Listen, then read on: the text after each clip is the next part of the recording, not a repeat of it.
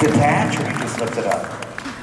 I think they've got hoverboards on the bottom. Oh, all right. I'm gonna sit. I just need to say a real big thank you to David right now because no one takes better care of me in Toronto than Rue Morgue. You guys have been such a class act there. Every time I've had a film there or been at the festival, and I just want to thank you guys. So I want to stand because I've been sitting on my butt signing for the last couple of hours, and this will be my exercise today because it's a beautiful day. We should all be marching in Stanley Park. It's going to piss rain tomorrow. But come on, anyway, I'm really glad you guys are all here. I'm really happy to be here. This is one of my favorite places on earth. I've done movies up here and guest stars and a television series in North Van. And today is such a glorious, beautiful day, and I found my favorite oyster bar in Yale Town. But I'm just so happy to be invited here, and this is such a great fan expo. And I'm a fan too. I've got people here I want to go see. My God, Breaking Bad is here tomorrow, I think. But anyway, I'm going to pimp 2 projects, and then we'll go right into Q&A. Does that sound good with you? And you can. Does that sound good with finesse you? That? So, real quick, I just finished a cleanup on Fear Clinic, and I'm going to tell you that Thomas Dekker, who starred in Terminator Sarah Connor Chronicles, is just shreds it, as the surfers say, and the snowboarders at Whistler.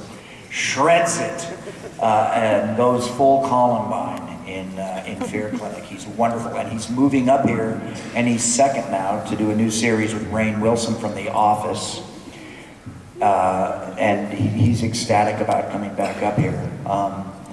But Fear Clinic is coming out this year, and Robert Hall, the director, has really delivered. The effects guru, Robert Hall, going all the way back to Buffy the Vampire Killer. And the other film is called The Last Showing, which is the British, English, United Kingdom way of saying midnight movie. The last showing tonight of, whatever, those midnight movies that we all love and go to. And I play the old projectionist. I channel a little bit of Richard Attenborough from Seance on a Wet Afternoon, which only Mike Myers would get that reference, but I'm going to use it because it's true. And I have the worst mustache in the history of cinema. And I padded myself and I wore a cardigan, but I'm the old projectionist who will not get his license for digital projectors, even though he's a genius and he can run them. He refuses to go out with the pimply teenagers who just push buttons. And I'm demoted, and as the English say, I'm remaindered, I'm laid off. And I have to wait until retirement at the popcorn concession stand in a little silly hat and shovel popcorn. And I have my revenge. Like the Phantom of the Opera at the midnight movie. And I star in this with Finn Jones from the Game of Thrones. And for those of you that like your history bloody, dirty, and nasty, Emily Barrington from The White Queen. And if you haven't checked that out, believe me, it's a lot easier than reading the book. Check it out. It's Richard III, sexy and bloody and young, like Young Guns version of Richard III. I don't know I'm not sure what cable it's on up here. Down in the States, it's on the Stars channel, but it's really, really a good show. Kind of the Borgias meets Hannibal Lecter. Anyway, let's open the floor up to any questions. I'm an open book. I think I'm an open book. So anything you have, yes, sir, right in the front. I'm going to sit now. Exercise over. Speak up. What was it that convinced you to work on zombie strippers? The question is, what convinced you to work on zombie strippers? Well, first of all, I'm an old whore, but I'm a good whore. Second of all, I made sort of peace with career about, I don't know, maybe 10, 12 years ago. I just decided to go where I was wanted. because you can get an ulcer trying to steer your career too much. And I'd seen way too many people vastly more talented than myself, and people that aren't fit to shine my shoes try to do that and short out. Make terrible decisions like leaving hit shows like Cheers. We know who I'm talking about. People trying to correct it. Or the people you see on talk shows that say, oh, it's not really a horror movie, it's a psychological thriller. And you go to the movie and it stinks because they didn't know they were in a horror movie. You know, they didn't deliver the goods. They apologized for it. And people as brilliant as Tobe Hooper and Wes Craven have taught me not to apologize for it. Now, the original script for Zombie Strippers was a wonderful satire. And all of the girls were all trying to better themselves in a very satirical way. They were reading Nietzsche and Shakespeare and philosophy. And so there was this great kind of satire about the college girl that, you know, is on a stripper pole. It was this wonderful kind of thing to it all. And then there was a lot of political ramification to it. Jay Lee, the director, is a triple, quadruple threat. He writes, he directs, he edits, he lights, he operates the camera. And he comes from this great family that I wanted to kind of hook up with in Hollywood. His father had done, at the time they were done, probably the most expensive musical in the history of Hollywood, which was Flower Drum Song, which was the first all-Asian musical, bringing everybody assimilated into the mainstream. Now we look back on it today, and yes, there are some stereotypes in it, but this was a huge, massive Hollywood musical in the MGM tradition, done in the late 50s with the biggest budget that had ever been spent, and opened the door for many, many people, including Jay's father, who did other projects as well, famous projects. And his sister, Jay's sister, who I also knew, was also a pioneer in reality programming. And I liked the original script, but the people that released it cut a lot of the comedy with the girls out. They sort of wanted either kills and violence or TNA. And so a lot of the jokes were cut out, and it was this sort of crazy horror comedy.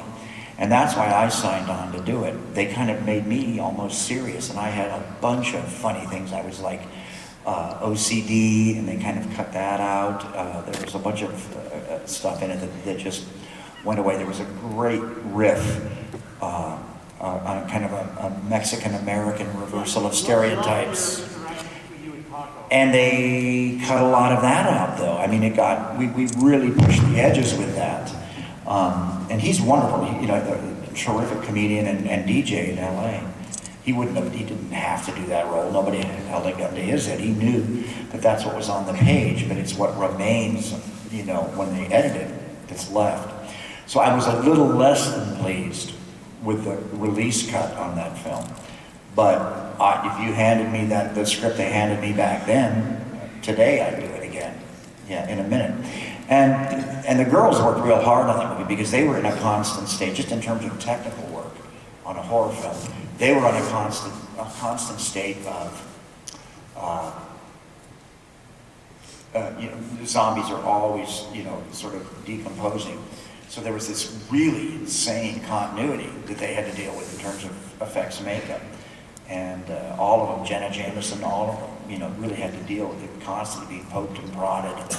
And they have some experience. No, I didn't say probe. I said poked. Well, I guess I see your point, sir. I defer to you. No, my favorite day on the set of Zombie Strippers, and this will be the end of many Zombie Strippers questions, but my favorite day was we were doing post-production on it, and we were at a sound stage on the west side, and it was me, Jenna Jameson, Janet Jackson, Axl Rose, and John Mayer. Those are the people using the studio that day. It's a pretty rare soup. But that was kind of fun. And we all knew each other, and we all were fans of each other. And in different levels, in different ways. It was really fun. I'd like to interject real quick, and you've always made it clear, and this is one of the things I think we really dig about you, is that you're genuinely a fan too. All kinds of other artists, and you know their work, and you've referenced it. Anyone in history, alive or dead, that you could meet, maybe get an autograph or a picture with, who would it be? Well, when I got to Hollywood, I sort of gave up my turtlenecks and my pinwheel corduroy jackets with the patched sleeves. Shakespearean actor with his golden Peter Frampton locks. I wanted to be, for many years, I wanted to be Warren Oates, or Strother Martin, or L.Q. Jones. Now, if you've seen Casino, one of my favorite Martin Scorsese films, there's a scene in it where a cowboy comes and sits down with the Jew, Robert De Niro, at his casino, and it's a confrontational scene. Because if you know the history of Las Vegas, it was very anti-Semitic. And De Niro plays the Jewish casino guy. And L.Q. Jones comes into that scene and steals the movie out from underneath Robert De Niro. And Robert De Niro's got colored socks on, and he's taking his shoes off, and he's doing every trick in the book. You can't keep your eyes off L.Q. Jones. Now, L.Q. Jones is a Sam Peckinpah actor, and Strother Martin is a Sam Peckinpah actor. But Strother Martin's also the guy that calls James Mason by his wife's name in the original Star is Born. One scene, and you never forget it for the rest of your life. Strother Martin's also the guy that tells Butch and Sundance they don't need to take your guns out going down the mountain. It's after we get the gold at the bank and we're going back up the mountain that you got to worry about the banditos. Strother Martin, you've seen him in a million movies. Pocket Money with Lee Marvin and Paul Newman, my God. And Warren Oates, God, I remember Warren Oates on a television series, handheld, cinema verite, black and white, with Jack Lord, before we ridiculed him for having hair that doesn't blow on the original Hawaii O, playing a rodeo guy called Stony Burke.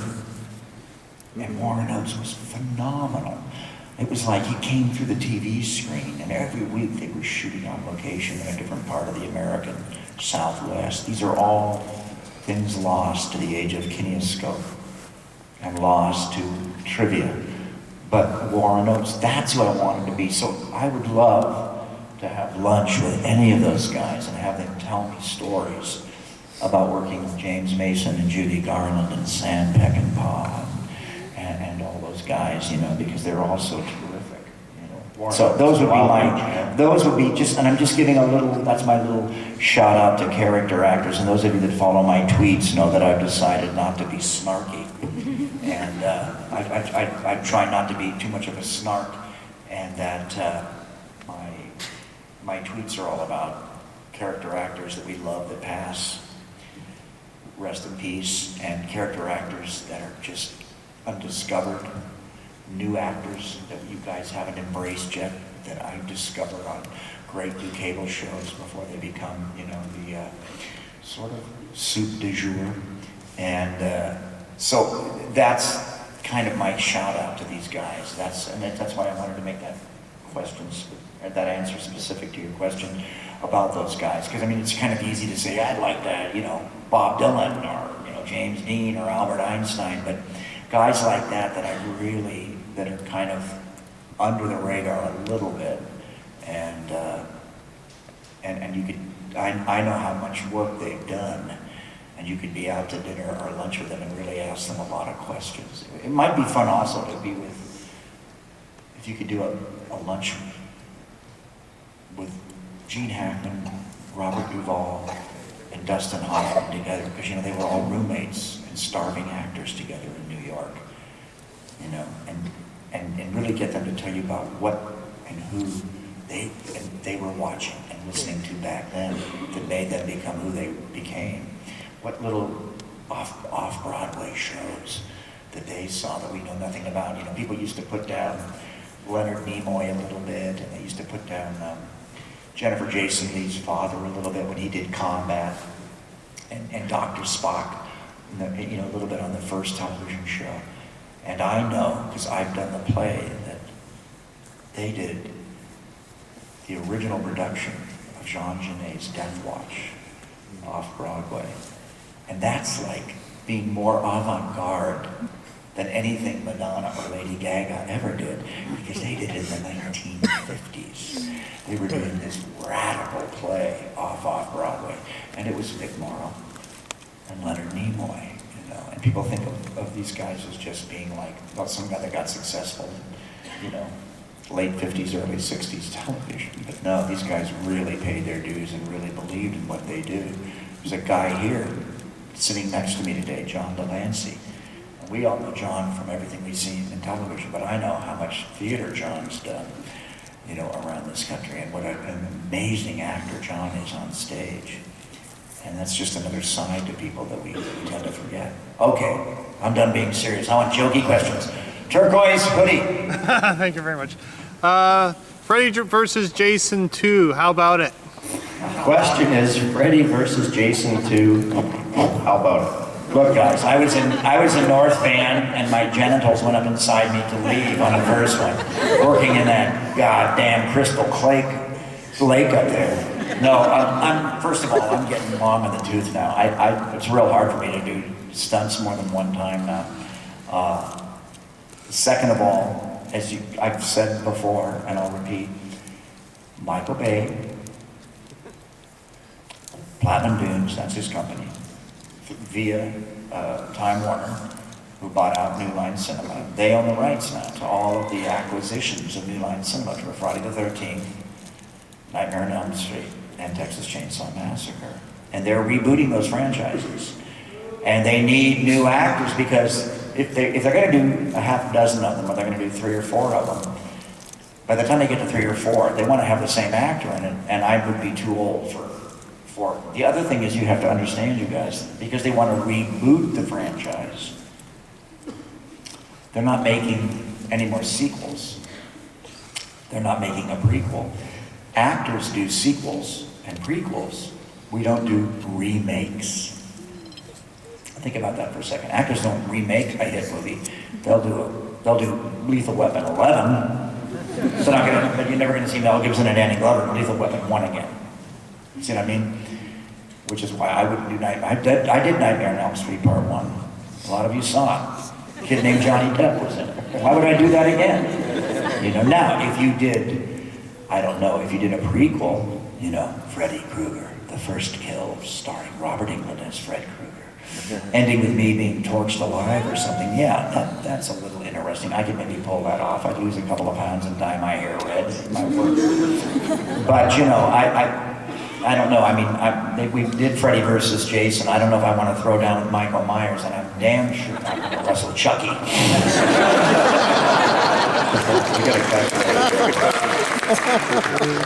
Yes? First, I want to say thank you, because you were the catalyst in turning me into a horse. So thank you very much. Oh, are you a freak? Freak out. In the new movie Fear Clinic. What is the worst phobia that freaks you out? The question is, sorry, I'm just We're talking about, that here. phobias. Yeah, worst phobia. Worst phobia. This is off of my new film, Fear Clinic, which is phobias as opposed to nightmares. Phobias. And there's some weird ones. I mean, fear of clowns. I think there's like 9,000 classified phobias. I think for me, it's gone now, but it would have been fear of snakes. I have a little, I was asked to head every chapter in my book, my biography, with a nightmare that I've had, and one of them is snakes. And I did have a real strong fear of snakes. I went to a kiddie matinee. That's what we used to call them when I was a kid. So you'd go to a double bill on Saturday or Sunday, and it would be, you know, Forbidden Planet and 20,000 Leagues Under the Sea. Or if you were getting more hardcore, it might be 2 really great Hammer films with Christopher Lee and Herbert Lom and Peter Cushing, or a couple of Vincent Price movies, whatever. And I had hoped to see there was a Western and a horror movie. And I think it was either The Mystery of Edwin Drood, which more people should be familiar with, or it was Horrors of the Black Museum, which all of my male friends in the 4th grade had seen, which with this phenomenal effect where nails came out of binoculars. Whoa. And I wanted to see this, so I had to see this. So I go to the matinee. Well, I got in a little late. I went to the 2 o'clock show. And I saw the Western, and it was Anthony Quinn as the old gunfighter. It was pretty cool. And then I'm ready for my Mystery of Edwin Drood or my Horrors of the Black Museum, and instead, it's a movie of Norman Mailer's bestseller, The Naked and the Dead. And at one point in this movie, an American GI somewhere in the South Pacific gets bitten by a translucent green snake and dies the most horrible death in the arms of his buddy, Stuart Whitman, Aldo Ray, somebody like that, in living VistaVision and Technicolor. And the poison from the snake comes out the guy's nose and ears and eyes and mouth, and the guy shakes and bubbles and dies this horrible, prolonged death by this tropical snake, and his buddy goes crazy and digs around in the bush and grabs the snake and cuts it in half with his machete. It freaked me out. It was just the right time in my life to have the bejesus scared out of me by a giant translucent green snake. And I spent the rest of that summer looking under my bed, in the closet of my beach rental that my parents had. And for a long, long time, I didn't like snakes. And I'd seen them in bushes, and I'd run over them on trails, when you go running downhill and you get going so fast you can't stop. And then I did a movie, and when you're a horror actor, eventually you do your Killer Bee movie. I've done one. Eventually you do your giant crocodile movie. I've done two. And eventually you do your giant snake movie, and I've done one. And so I worked with Jenny McCarthy from The View on my giant snake movie, and they gave me a baby python because I was the herpetologist. I was the snake expert on the movie. In my white linen suit, my seersucker, my German rimless glasses. And I actually fell in love with this little baby female python. And they put her in a sock under my armpit because they like it where it's nice and warm. And she was unbelievable. I had her trained to coil around my fingers and play, and she'd go up my sleeve and come out here. And I could put her around my neck, and I got over my fear of snakes, so I'm phobia free, okay? Except for that policeman in my rearview mirror when I'm speeding down the 405. Next question. There's a young lady with an orange toque over there that has a question. Bez, my apologies.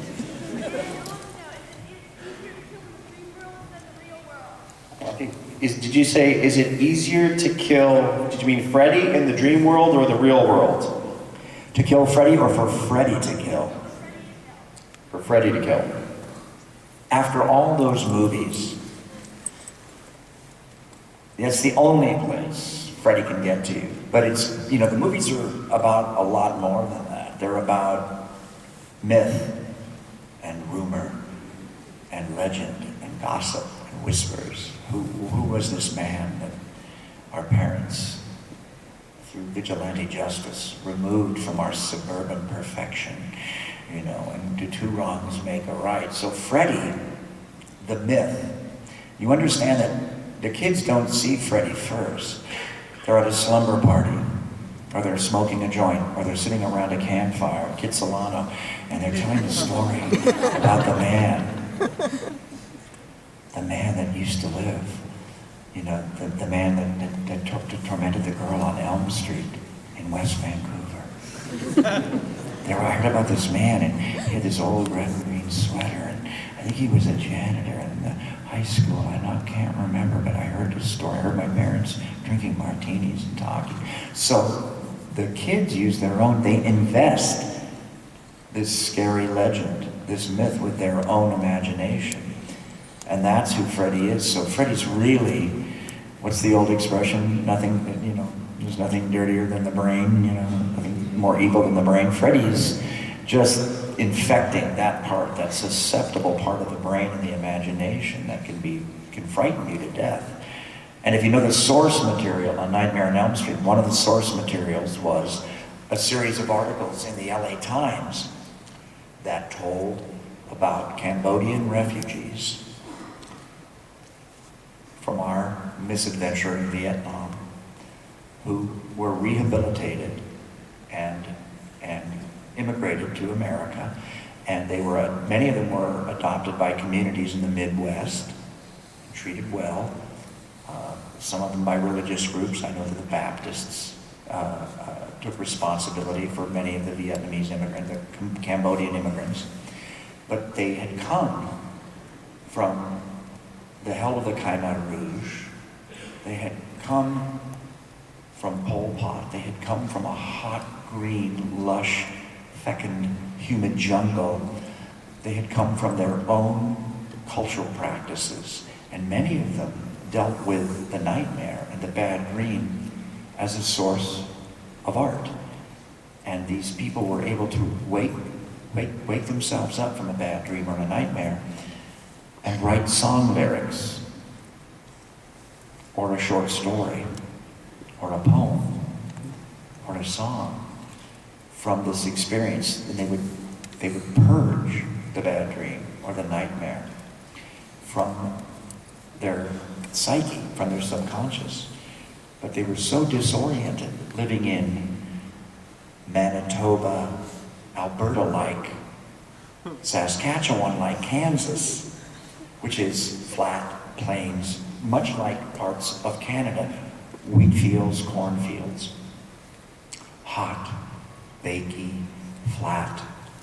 And they were so disoriented by the kind of OCD cleanliness of the good Baptist people who had adopted them or who had sponsored them, and that world, that they were unable to wake up and write down a poem or a song lyric or a story about this bad dream that they had and purge it from their subconscious.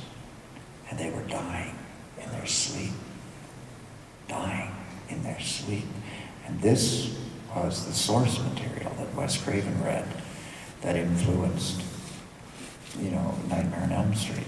And I always like to remember that because I always think Freddy is that subconscious fear that some kid that's heard about Freddy lets loose in their subconscious and their imagination, and Freddy's just like a tapeworm in that part of the brain, and that's how he gets to the kids.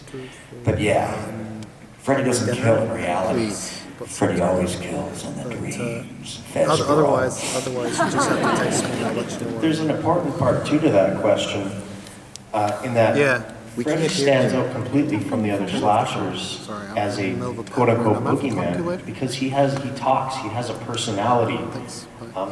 Could you just touch briefly on why that's essential to his popularity and how you integrated his personality into developing the character? I mean, he's got a sense of humor, unlike Jason and Michael. So I always think Freddy's trapped in a kind of purgatory. Freddy's bad to the bone, no apologies. But Freddy was burned alive for his sins, burned alive by suburban, PTA, martini drinking, materialistic, pill popping moms and dads. This was their solution. So Freddy didn't go all the way to hell. He got off at the 5th floor. Lingerie, Freddy's in purgatory. And so he has this access. And he's on a pure kind of myth revenge motif. He's using the discussion of him and his evil deeds. He's using that to infect the subconscious of his victims. And he's wreaking revenge on all of the adult parents by punishing their children, like he was punished. So I think that Freddy likes his work. He kind of likes his work. He is unapologetic. So I think that the personality is partly him reacting to these new victims and kind of throwing their own teen culture back in their face. And I think that's part of what Freddy does. That's his way of taking their own vernacular and their own culture and kind of slapping them with it like you know, almost like a wet fish across the face. Well, there's tons of other questions. I see Luigi back there. That's a great costume. You're gonna have to ask the question loud though. Other than your films, what has been the best or scariest film you've ever watched?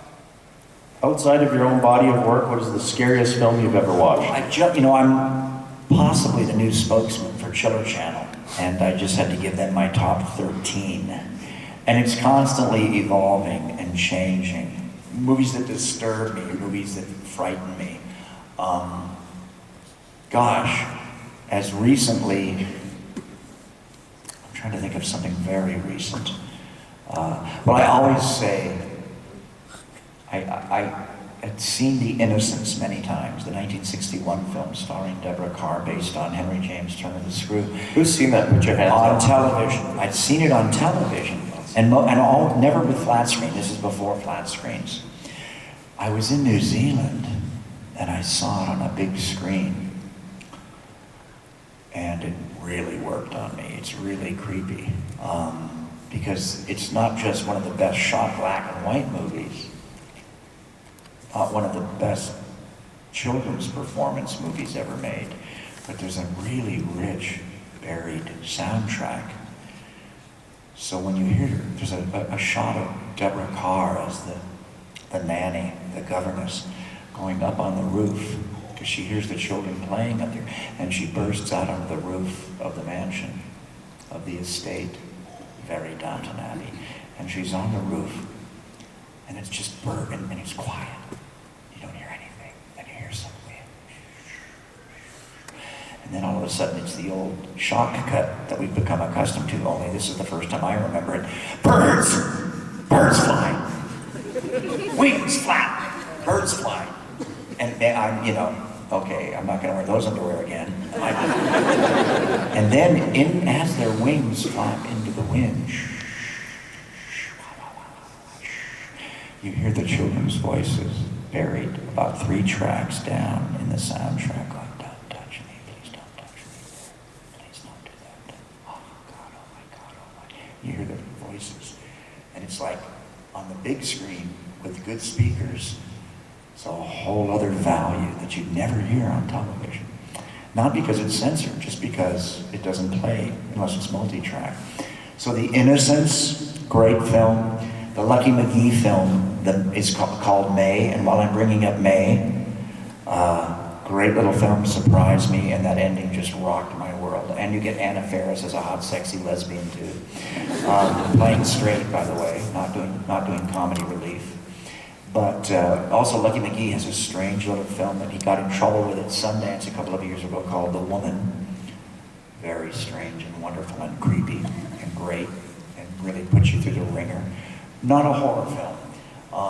More recently, I liked, and even though it's there's nothing really new in it that you haven't seen before, but I did like Dark Skies.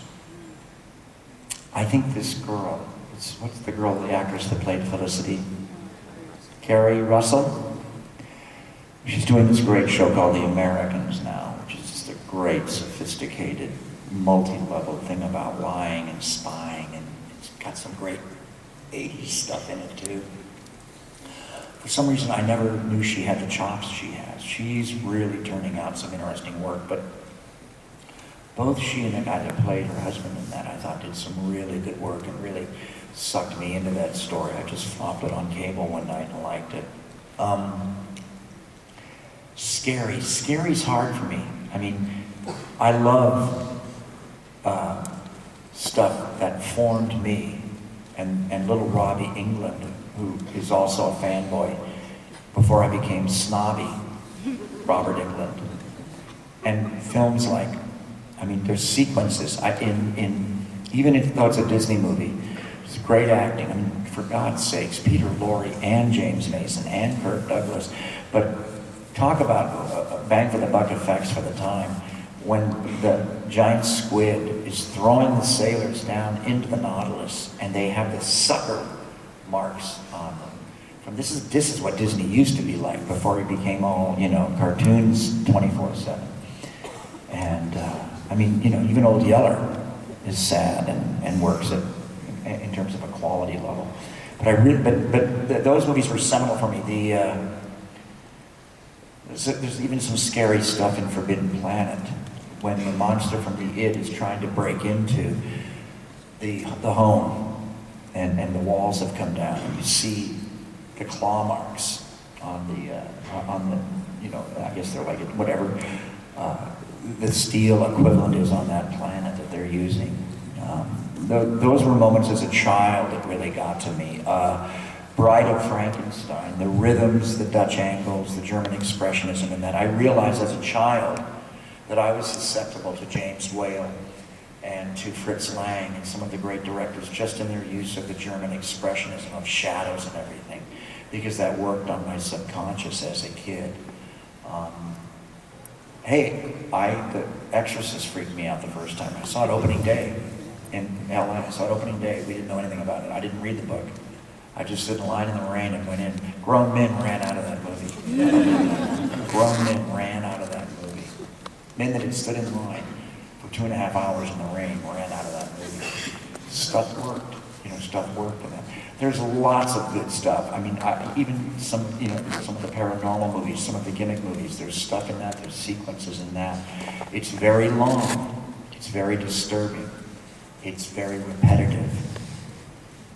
But I just saw the Scarlett Johansson film where she's on the hunt. And there's a sequence in there, you've heard the expression, we've all read it, the husk of a man. Well, it's embodied visually in this film, and it'll freak you out. I don't know how they did it. Is that In My Skin? Is it? Yeah, and I'm not here to recommend it. It's very slow. It's very repetitive. It's almost intentionally hypnotic. It's not for everybody, so don't rush out. It's not, bang for your buck, cheap thrills. And I love bang for your buck, cheap thrills. But it kind of grows on you. I've been thinking about it, I find stuff on television. There's been a couple of sequences, prime time on Hannibal. There's been some images on Hannibal that got to me a little bit recently. Just creeped me out. Just, whoa, did I really see that? And this is prime time American television, let alone some good scary cable stuff. So there's lots of rich stuff out there. And it's constantly changing. Go look for my top 13, which is much more articulate on children. Thank you. Another question. We've got the sign that we got about